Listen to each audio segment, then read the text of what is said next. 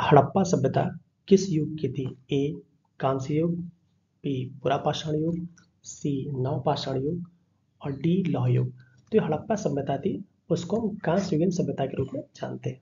आइए अगला क्वेश्चन देखते हैं। निम्नलिखित में से कौन सा हड़प्पा कालीन स्थल गुजरात में था? ए कालीबंगा, बी रोपड़, सी बनावली, डी लोथल। तो जो आपका लोथल है यही आपका गुजरात में मिला था। ठीक है, आइए अगला क्वेश्चन देखते हैं। बौद्ध धर्म ने समाज के निम्न वर्गों पर महत्वपूर्ण प्रभाव डाला। ए व्यापारी और पुजारी, बी योद्धा और व्यवसायी, सी साहूकार और गुलाम, डी महिला और शूद्र। तो बौद्ध धर्म जो सबसे अधिक प्रभाव डाला वो महिलाओं और शूद्रों पर डाला। आइए अगला क्वेश्चन देखते हैं। बुद्ध के गृह त्याग का प्रतीक है। ए घोड़ा, बी हाथी, सी बैल, डी भेड़। तो महात्मा बुद्ध के जो गृह त्याग का प्रतीक है वो आपका क्या है? घोड़ा है। आइए अगला क्वेश्चन देखते हैं। हर्षवर्धन के समय में कौन सा चीनी यात्री भारत आया था? ए फायान, बी इतसिंग, सी मेगास्थनीज, डी ह्वेनसांग होगा यहाँ पे। ठीक है, ह्वेनसांग। और इसका सही आंसर भी क्या है हमारा? ह्वेनसांग। याद करिए, हाँ से ह्वेनसांग और हाँ से आपका हर्षवर्धन। ठीक है, आइए अगला क्वेश्चन देखते हैं। देशांतर की संख्या कितनी है? तो भाई जैसे मान लीजिए देशांतर हमारा टाइम, देशांतर मतलब अंतर, मतलब टाइम ही बता रहा है वो। ठीक है, तो देशांतरों की संख्या भाई समझ जाइए कि एक गोले में कितना होता है? 360 डिग्री। तो सीधा आंसर क्या लगाएंगे आप? Option A 24, B 90, C 180, D 360। तो आंसर हमारा क्या हो जाएगा? 360 रेखा होती है। आइए अगला क्वेश्चन देखते हैं। विषुवत रेखा के समानांतर कल्पित रेखाएं क्या कहलाती हैं? जो विषुवत रेखा के समानांतर जो कल्पित रेखा है उनको हम क्या कहते हैं? ए अक्षांश रेखाएं, बी ग्रीनविच रेखाएं, सी देशांतर रेखाएं, डी मध्याह्न रेखाएं। तो भाई मान लीजिए हमारी ग्लोब हो गया, ये हमारी विषुवत रेखा हो गई, तो इसके समानांतर भाई पैरेलल तो यही रेखाएं होंगी ना, तो इन्हें हम क्या कहते हैं? हम अक्षांश रेखाएं कहते हैं। ऑप्शन हमारा क्या हो जाएगा? ऑप्शन ए बिल्कुल सही है। आइए अगला क्वेश्चन देखते हैं। भारत के उत्तरी छोर से दक्षिणी छोर तक कितनी दूरी है? मतलब हमारा ये नॉर्थ है, ये साउथ है, ये ईस्ट है, ये वेस्ट है। तो ये टोटली मुख्य दूरी की यहाँ से दूरी पूछी जा रही कितनी है? ए 2914 किलोमीटर, बी 3214 किलोमीटर, सी 3785 किलोमीटर और डी 4109 किलोमीटर। मतलब हमसे ये पूछा जा रहा है कितनी दूरी है। तो ये जो नॉर्थ से साउथ भारत की दूरी है वो कितनी है हमारी? 3214 किलोमीटर। आइए अगला क्वेश्चन देखते हैं। भारत की पूर्व से पश्चिम दूरी, अब ये पूछा जा रहा है पूर्व से पश्चिम। ये आपका पूर्व हो गया और ये पश्चिम हो गया, नॉर्थ है साउथ है। तो जो पूर्व से पश्चिम की दूरी है, ऑप्शन देख लेते हैं। ए 2933 किलोमीटर, बी 3033 किलोमीटर, सी 3133 किलोमीटर और डी 3214 किलोमीटर। तो ये भारत की जो पूर्व से पश्चिम की लंबाई है वो हमारी कितनी है? 2933 किलोमीटर। भाई हमसे पूछता है नॉर्थ टू साउथ, मतलब नॉर्थ टू साउथ तो हम क्या बोलते हैं? हमारा 3214 किलोमीटर। आइए अगला क्वेश्चन देखते हैं। 49 डिग्री नॉर्थ अक्षांश किस किस देश के बीच में सीमांकन का कार्य करता है? ए उत्तरी और दक्षिणी कोरिया, बी उत्तरी और दक्षिणी वियतनाम, सी मिस्र और सूडान, डी अमेरिका। तो जो 49 डिग्री अक्षांश रेखा है ये आपका अमेरिका और कनाडा को अलग करता है। ठीक है, बहुत इंपॉर्टेंट है ये। इसका जो उत्तरी और दक्षिणी कोरिया है इसको आपका 38 डिग्री। ठीक है, आइए अगला क्वेश्चन देखते हैं। संघीय मंत्रिपरिषद से पद त्याग करने वाला पहला मंत्री कौन था? तो संघीय मंत्रिपरिषद होगी, इससे पद त्याग करने वाला पहला मंत्री कौन था? ए सरदार वल्लभ भाई पटेल, बी आचार्य जेपी कृपलानी, सी गोपाल स्वामी अयंगर, डी श्यामा प्रसाद मुखर्जी। तो इसका सही आंसर हमारा क्या हो जाएगा? श्यामा प्रसाद मुखर्जी जी, क्योंकि इन्होंने सबसे पहले अपना पद त्याग दिया था, रिजाइन किया था। आइए अगला क्वेश्चन देखते हैं। संघीय मंत्रिपरिषद में सबसे लंबी अवधि तक लगातार एक ही विभाग का कार्यभार संभालने वाले केंद्रीय मंत्री कौन थे? मतलब एक ही विभाग में रह गया हो। ए जगजीवन राम, बी सरदार स्वर्ण सिंह, सी राजकुमारी अमृत कौर, डी टी कृष्णाचारी। तो इसका सही आंसर हमारा क्या हो जाएगा? राजकुमारी अमृत कौर जी, ये एक ही विभाग में केंद्रीय मंत्री रह गए थे। आइए अगला क्वेश्चन देखते हैं। जवाहरलाल नेहरू के निधन के पश्चात किसने प्रधानमंत्री पद ग्रहण किया? ए लाल बहादुर शास्त्री, बी गुलजारी लाल नंदा, सी श्रीमती इंदिरा गांधी, डी मोरारजी देसाई। इससे मैक्सिमम लोग कंफ्यूज होंगे। यहाँ बात करें किसने, भले वो कार्यवाहक ही हो जिन्होंने ग्रहण किया हो। तो इसमें जो ऑप्शन बी देख रहा है गुलजारी लाल नंदा जी, इन्होंने ही आपका प्रधानमंत्री का पद ग्रहण किया था जब नेहरू जी का निधन हुआ था। और उसके बाद फिर शास्त्री जी आए थे। आइए अगला क्वेश्चन देखते हैं। राज्यसभा के उपसभापति का निर्वाचन कौन करता है? ए लोकसभा के सदस्य, बी राष्ट्रपति, सी राज्यसभा के सदस्य, डी उपराष्ट्रपति। तो जो लोकसभा के जब राज्यसभा की बात हो रही है तो उपसभापति को चुनने का अधिकार भी राज्यसभा के सदस्यों को ही होता है। तो ऑप्शन हमारे क्या हो जाएगा? ऑप्शन सी सही हो जाएगा। आइए अगला क्वेश्चन देखिए। वर्ष 1975 से 1977 के बीच आपातकाल के दौरान भारत के प्रधानमंत्री कौन थे या थी, होना चाहिए यहाँ पे कौन थे या थी? ए राजीव गांधी, बी मोरारजी देसाई, सी चरण सिंह मतलब चौधरी चरण सिंह, डी इंदिरा गांधी। तो आपको पता ही होगा वैसे सर्वविदित है कि आपातकाल के समय प्रधानमंत्री हमारी श्रीमती इंदिरा गांधी जी थे। आइए अगला क्वेश्चन देखते हैं। रात में विचरण करने वाला प्राणी वाक्यांश के लिए एक शब्द। ए निशाकर, बी बंचर, सी तमचोर, डी निशाचर। तो रात्र में जो विचरण करते हैं उन प्राणियों को हम क्या बोलते हैं? निशाचर बोलते हैं। आइए अगला क्वेश्चन। अतिवृष्टि का विलोम क्या होगा? ऑप्शन ए अल्पवृष्टि, ऑप्शन बी लघुवृष्टि, ऑप्शन सी अनावृष्टि, ऑप्शन डी न्यूनवृष्टि। जिसका सही ऑप्शन हमारा क्या हो जाएगा? ऑप्शन सी अनावृष्टि। आइए अब अगला क्वेश्चन देखते हैं। निम्नलिखित में से कौन सा ऋतुपति का परिवाची शब्द है? ए सूर्य, बी वर्ष, सी वसंत, डी मधुमास। तो इसमें आप देख रहे हैं जो मधुमास है ये आपका ऋतुपति का पर्यायवाची है। आइए अगला क्वेश्चन देखते हैं। निम्नलिखित में से कौन सा शब्द तत्सम नहीं है? हमें क्या बताना है? तत्सम नहीं है। ऑप्शन ए प्रतीत, ऑप्शन बी परतीत, ऑप्शन सी प्रतिभा और ऑप्शन डी प्रतिबिंब। तो इसमें प्रतीत जो देख रहा है, प्रतीत ये कोई वर्ड ही नहीं होता है, तो ये तद्भव, बाकी सारे क्या है? तत्सम है। आइए अगला क्वेश्चन देखते हैं। यह गाय अधिक दूध देती है, वाक्य में अधिक किसकी विशेषता बताइए कि अधिक किसकी विशेषता? दूध की। ऑप्शन देख लेते हैं। ए गाय की, बी दूध की, सी देने की, डी किसी की नहीं। तो अधिक किसकी विशेषता बता रहा है? हमारे दूध की। ठीक है, तो अधिक हमारा विशेषण यदि क्या हो जाएगा? विशेष्य। तो अधिक किसकी विशेषता बता? दूध की। तो ऑप्शन हमारा क्या है? ऑप्शन बी बिल्कुल सही हो जाएगा। आइए अगला क्वेश्चन देखते हैं। ऊर्जा की एसआई यूनिट क्या है? एसआई इकाई क्या है? ए जूल, बी न्यूटन, सी हर्ट्ज, डी पास्कल। जो ऊर्जा की एसआई यूनिट होती है वो हमारी क्या है? जूल है। आइए अगला क्वेश्चन देखते हैं। निम्न में से कौन सा अवयव मानव शरीर में ईंधन का कार्य करता है? ए प्रोटीन, बी विटामिन, सी कार्बोहाइड्रेट, डी वसा।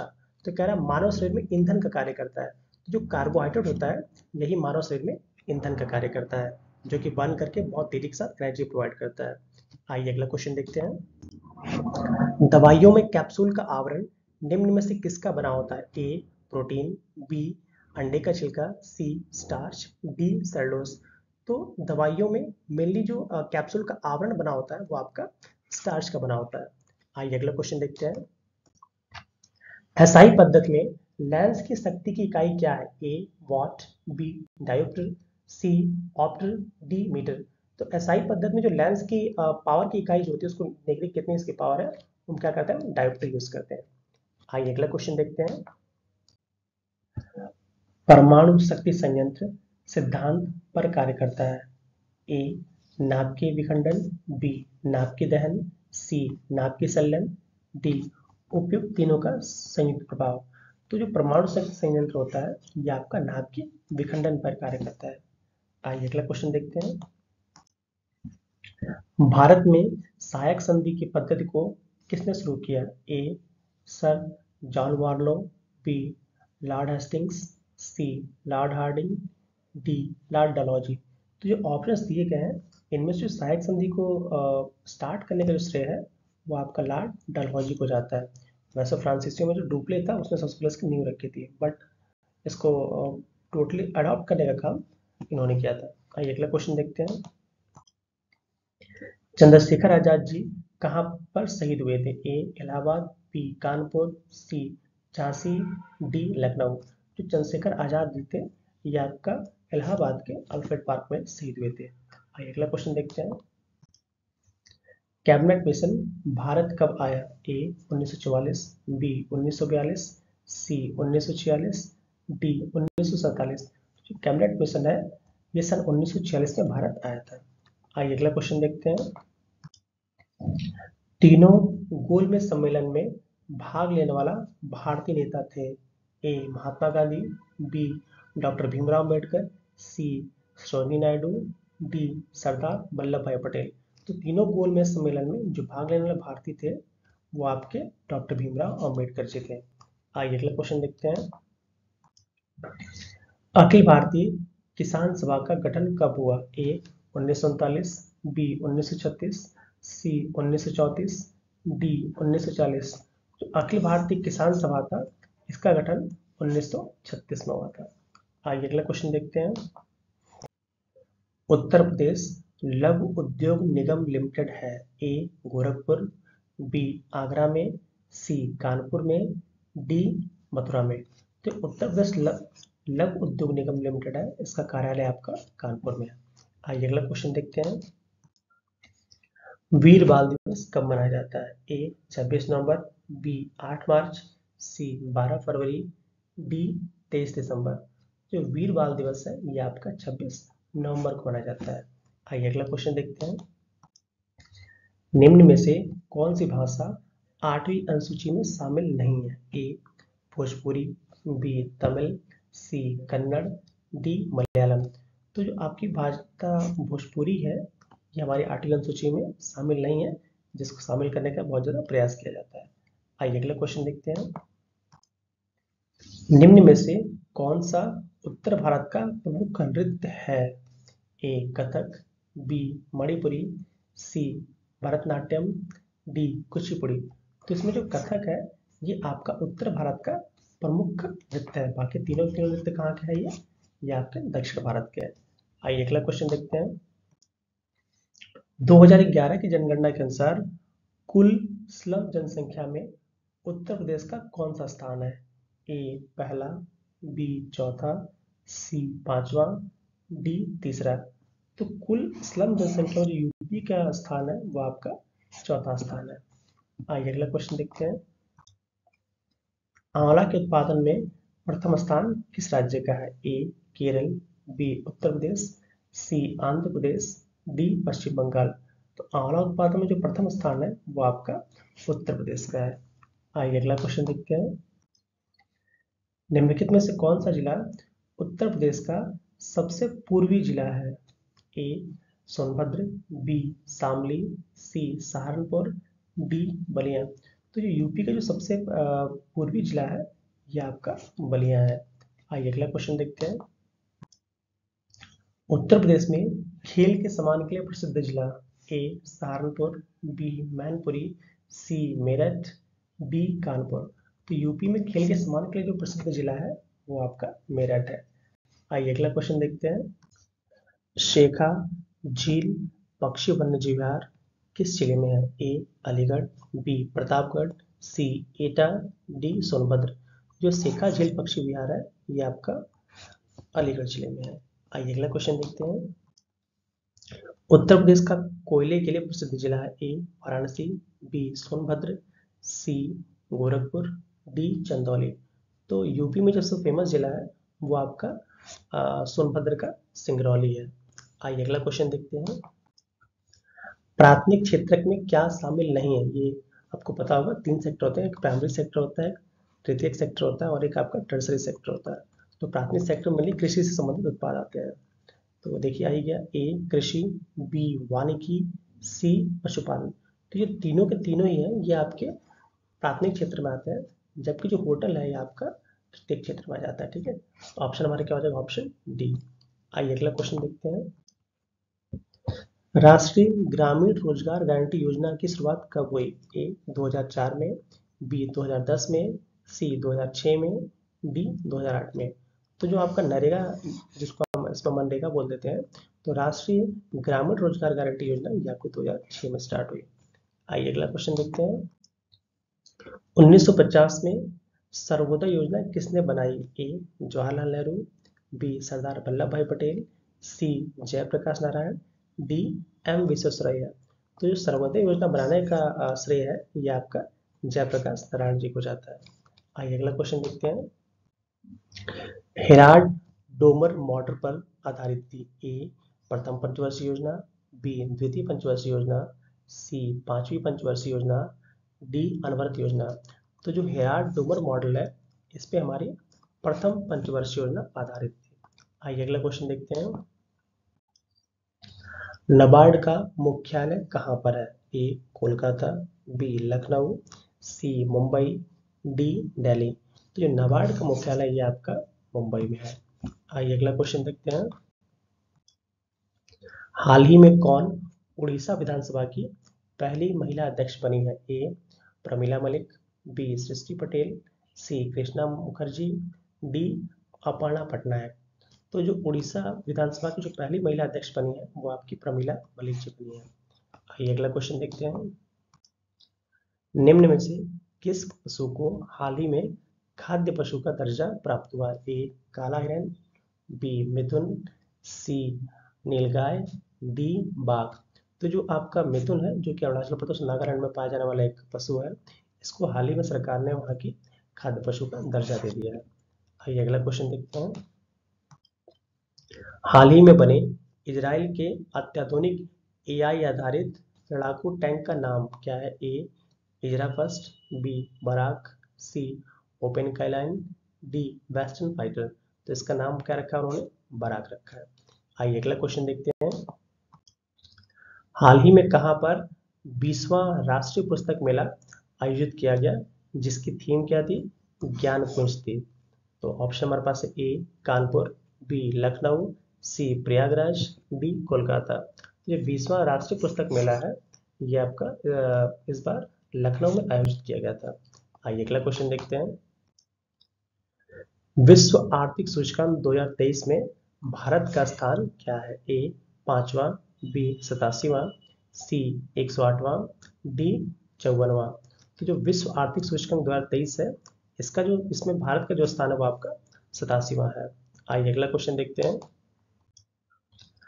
हाल ही में भारत ड्रोन शक्ति 2023 का आयोजन कहां पर हुआ है? ए ग्रेटर नोएडा, बी गाजियाबाद, सी नई दिल्ली, डी गुरुग्राम।